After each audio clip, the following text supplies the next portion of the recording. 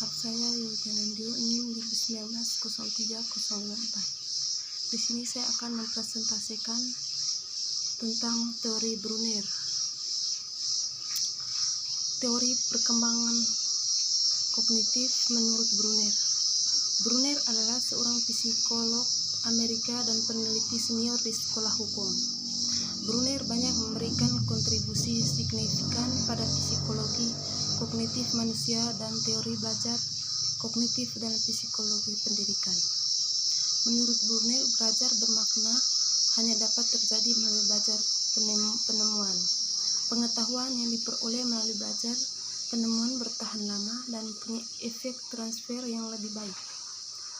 Belajar penemuan meningkatkan penalaran dan kemampuan berpikir secara bebas dan melatih keterampilan-keterampilan kognitif untuk menemukan dan memecahkan masalah. Pendekatan Brunner terhadap belajar didasarkan pada dua asumsi. Asumsi pertama adalah bahwa perolehan pengetahuan merupakan suatu proses interaktif, berlawanan dengan penganut teori perilaku Brunner, yakni bahwa orang yang belajar berinteraksi dengan lingkungannya secara aktif. Perubahan tidak hanya terjadi di lingkungan, tetapi juga dalam diri orang itu sendiri.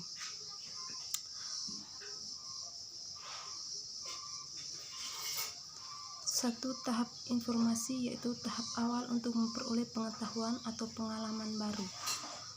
Dua, tahap transformasi, yaitu tahap memahami, mencerna, dan menganalisis pengetahuan baru serta ditransformasikan dalam bentuk baru yang mungkin bermanfaat untuk hal-hal yang lain.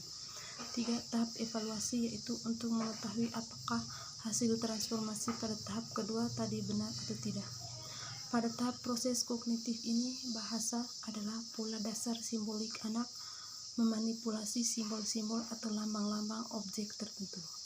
Menurut Brunner, perkembangan seseorang terjadi melalui tiga tahap yang ditentukan oleh cara melihat lingkungan. Satu, tahap inaktif. Melalui aktivitas dalam usaha memahami lingkungan, peserta didik juga melakukan observasi dengan cara mengalami suatu realitas. Contohnya ketika seorang guru memegang beberapa pensil, kemudian guru mengajak muridnya untuk berhitung menggunakan bendanya.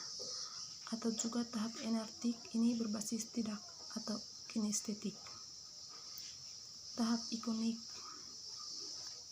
Tahap ini pengetahuan disajikan melalui sekumpulan gambar-gambar yang mewakili suatu konsep, tetapi tidak mendefinisikan sepenuhnya konsep itu.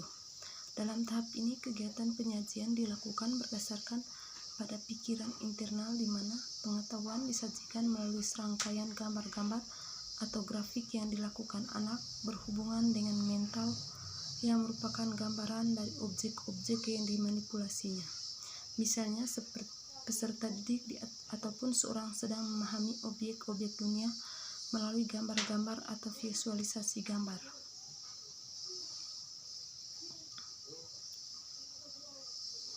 Tahap simbolik berdasarkan pada pikiran internal di mana pengetahuan disajikan melalui serangkaian gambar-gambar atau grafik yang dilakukan anak berhubungan dengan mental yang merupakan gambar dari objek-objek yang dimanipulasinya. Peserta didik dapat memahami dunianya melalui simbol-simbol, bahasa, logika, matematika. Pada tahap ini, peserta didik mempunyai gagasan-gagasan yang banyak dipengaruhi bahasa dan logika serta komunikasi dilakukan dengan pertolongan sistema simbol. Brunner menganggap bahwa belajar ini meliputi tiga proses kognitif, yaitu memperoleh informasi baru, transformasi pengetahuan, dan menguji relevansi dan ketepatan pengetahuannya.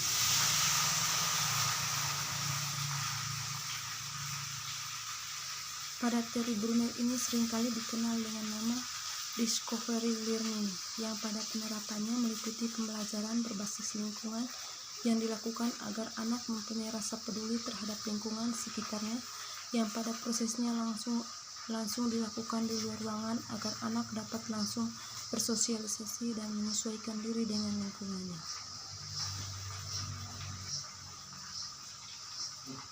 Terima kasih.